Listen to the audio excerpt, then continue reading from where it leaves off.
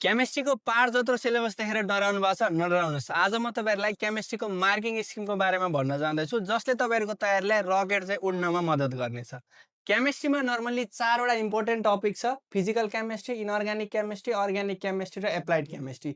यो 4 वटाबाट हेर्दै हुनुहुन्छ भने फिजिकल केमिस्ट्रीबाट तपाईँहरूको 22 मार्क्स, इनअर्ग्यानिक केमिस्ट्रीबाट 12 मार्क्स, अर्ग्यानिकबाट 33, त्यसै गरी तपाईँहरूको एप्लाइड केमिस्ट्रीबाट एड गरेर टोटल तपाईँहरूको 75 मार्क्सको टोटल क्वेसन प्याटर्न सबैले थाहा भएको। यसमा 3 किसिमको क्वेसन हुन्छ।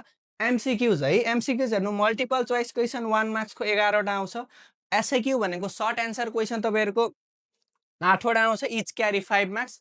त्यसै गरी लङ एन्सर क्वेसन भनेको तपाईँहरूको 3टा आउने भयो, 8 मार्क्स गरेर 24, टोटल 75 मार्क्स क्वेसन। अब तपाईँहरूले यहाँ बुझ्न पर्ने कुरा के छ भन्दा क्वेसनको हार्डनेस है। क्वेसन 4 किसिमको हुन्छ। एउटा भनेको तपाईँहरूको remembering type, second is understanding, third is applying and fourth is higher ability. अब तपाईँहरूले हेर्दै जानुभयो भने यो 4 वटा टाइपको क्वेसनमा कम्पिटेन्सी लेभल यहाँबाट यता बढ्दै जाँदा बढ्दै गएको छ है।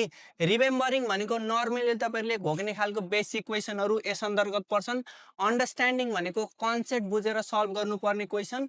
And third one is applying भनेको तपाईँले नर्मली एकदमै गाह्रो लाग्ने, एउटा भनेको यसभित्र हाम्रो न्युमेरिकल क्वेसनहरू पर्छ।